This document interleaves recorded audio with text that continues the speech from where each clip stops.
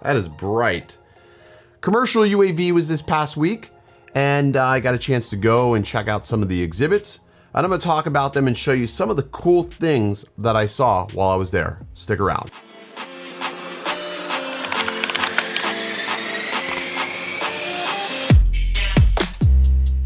What's going on, everybody? Welcome back. My name's Original Dobo. This channel is all about drone and tech, so if that's your thing, you may want to hit that subscribe button before you leave this video. Commercial UAV 2019 happened in Las Vegas this past week. Got a chance to go check out some of the events, and I wouldn't say I'm necessarily disappointed with the event because I think there was a lot of key takeaways that happened over this past week that are going to be pretty impressive.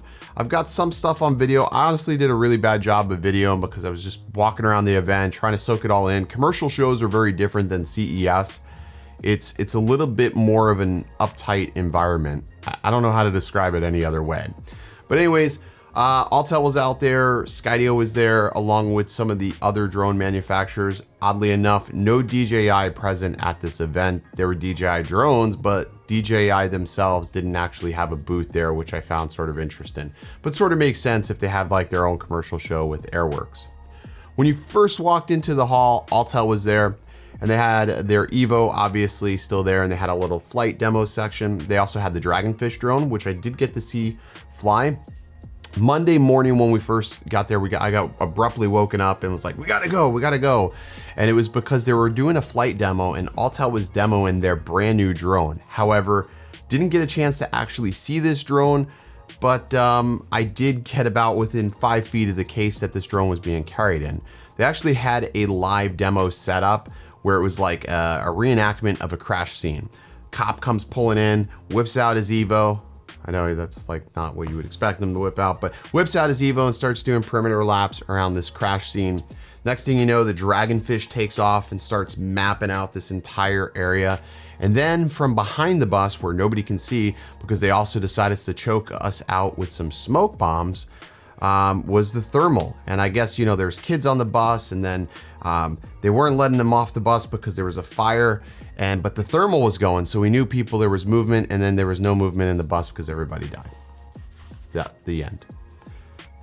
No, I'm just joking. Nobody died, but it was cool to see that they do have a thermal capable drone. I don't know what the body looks like. I don't know anything beyond that, but the thermal resolution was pretty damn impressive. It was on the screen. They had like this big live read screen, and yeah, it looked good. So it's cool to see that there is going to be more enterprise products from Alltel in the future.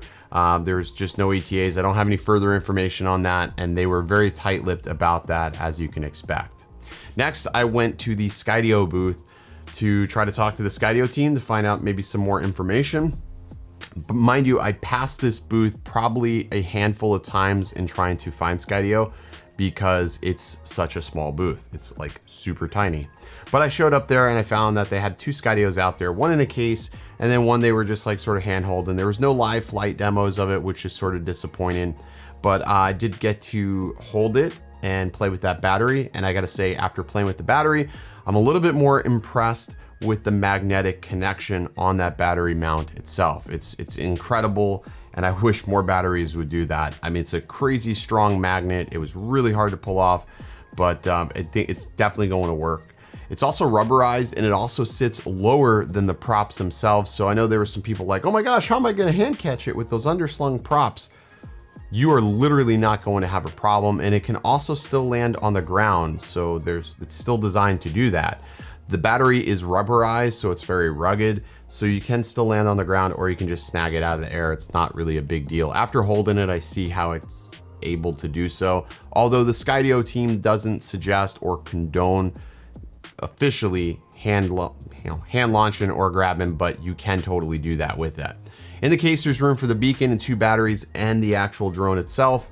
There is supposed to be some pro models that are going to be distributed by Drone Nerds. They actually partnered up with Skydio for that. We did ask those questions, and matter of fact, that came out that day. I saw Adam Bry walking around the show floor. I was going to approach him and start a conversation, but it looked like he was pretty hell-bent on talking to this company about their fixed wing. And you know, I know how it is sometimes when you just randomly walk up to people on a show floor and start a conversation.